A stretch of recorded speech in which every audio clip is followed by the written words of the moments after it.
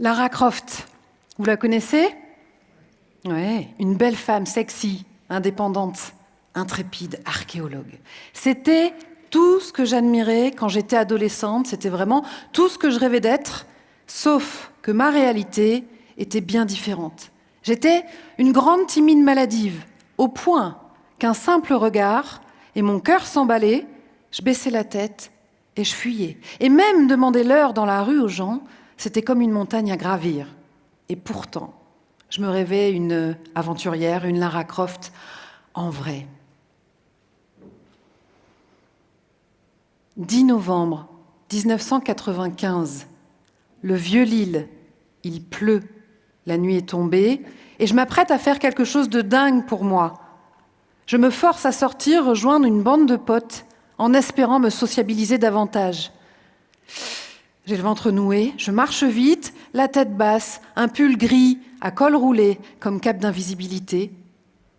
Je rentre dans le bar et je m'installe discrète à côté de ses amis, extrêmement mal à l'aise, coincée dans cette timidité qui m'étreint comme une camisole.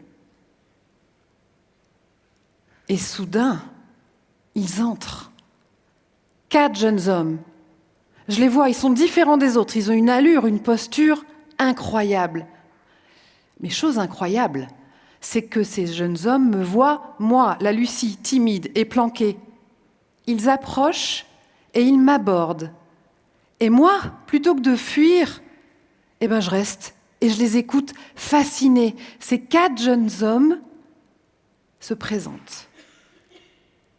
L'un s'appelle Bordelais, Périgord, Lorrain et Champagne.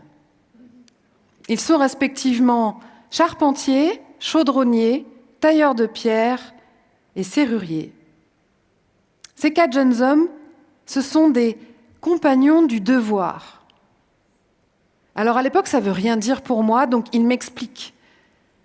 Ils m'expliquent qu'ils vivent un apprentissage extrêmement exigeant, unique au monde, qui va durer en moyenne de 5 à 10 ans. Ils me parlent de transmission, de vie en communauté, de voyage, des journées entières passées sur les chantiers ou à l'atelier en entreprise. Tous les soirs, ils sont sur leur table à dessin dans leur maison de compagnons et tous les samedis, ils sont à l'atelier pour parfaire leur métier, tout le temps. Et ils m'expliquent qu'à un moment donné, ça finit par les transformer. Ça fait d'eux des hommes qui deviennent capables, libres, dignes et généreux. Et pendant qu'ils me parlent, je peux lire dans leurs yeux un amour et une passion gigantesques. Ils portent en eux une manière de vivre, de bouger, de parler qui dit « Nous savons où nous allons et nous y allons ensemble ». Et ce soir-là, quelque chose a basculé, une flamme s'est allumée en moi et j'ai compris une chose.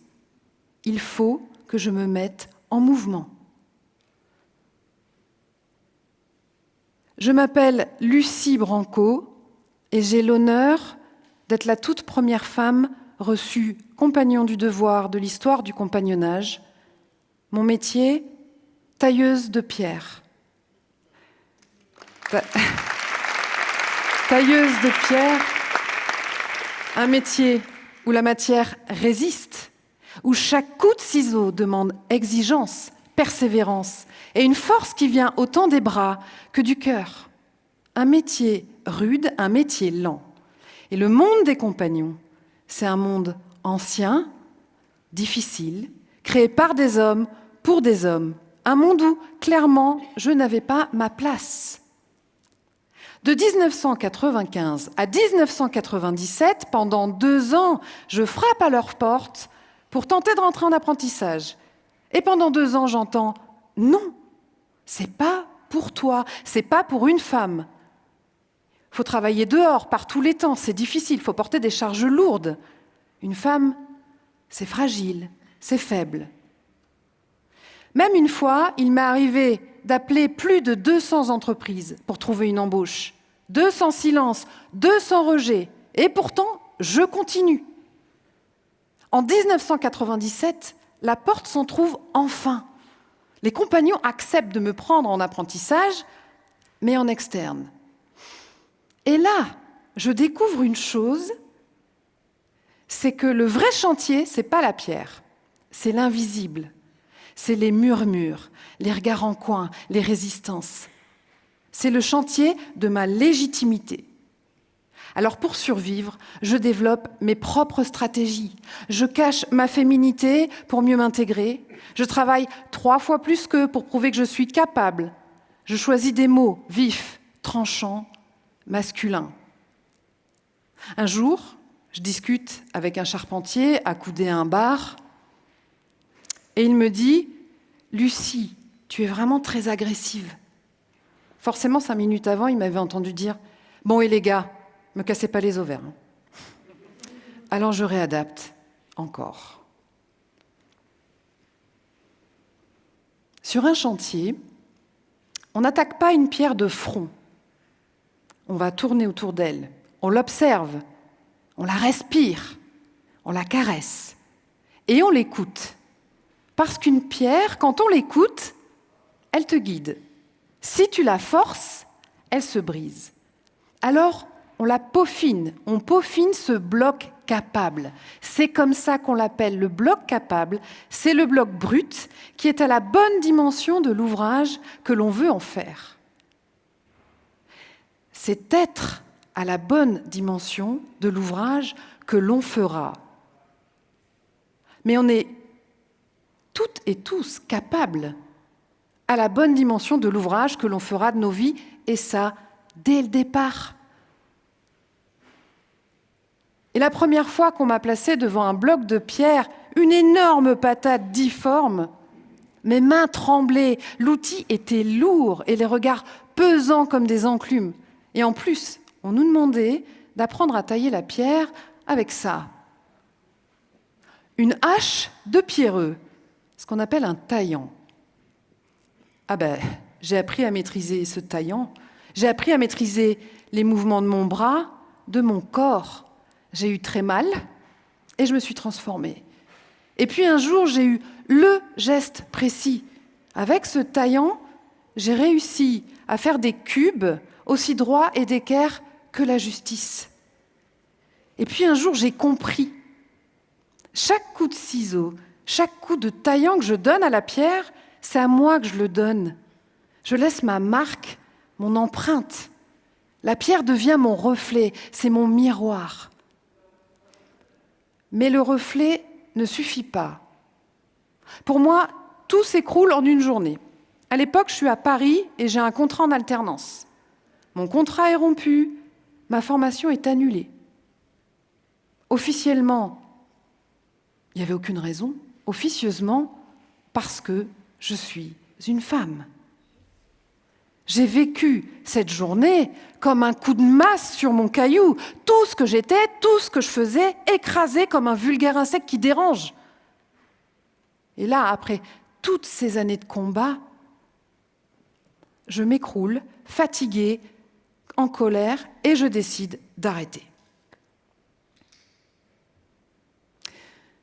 Eh ben non. Mais non, en fait. Pas après 11 ans. 11 ans de combat, 11 ans de rejet, 11 ans de colère, pas après toutes ces chutes.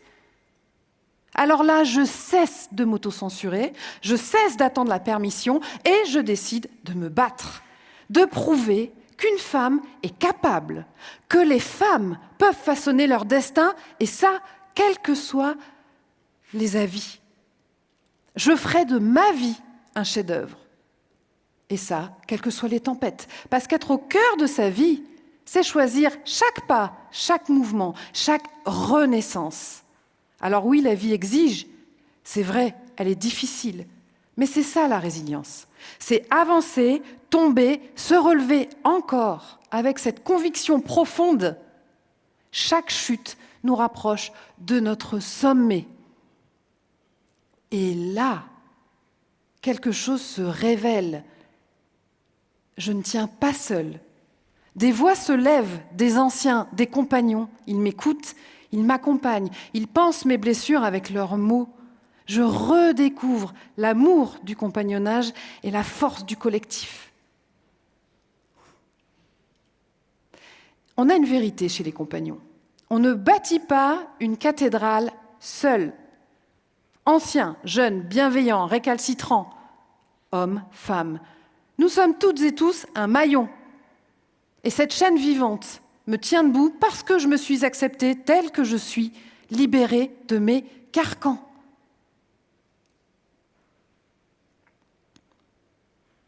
« 11 juin 2006.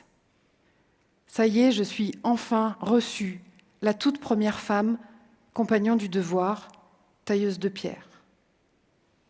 Désormais, on m'appelle la coterie Branco, honnête compagnon passant, tailleur de pierre du devoir, la sincérité de l'île. Je suis devenue tailleuse de pierre, mais pas que. Je suis devenue une femme capable, libre, digne et généreuse, et même très heureuse et très joyeuse. Alors dans ce parcours, j'ai appris une chose essentielle, c'est que la peur, c'est l'endroit exact de quelque chose qui cherche à naître. Alors je vous le demande, quel est votre bloc capable ? Quel est votre rêve ? Quel est votre projet ? Parce que je vous le promets, tout est possible, même l'impossible. Il suffit d'oser frapper le premier coup. Merci.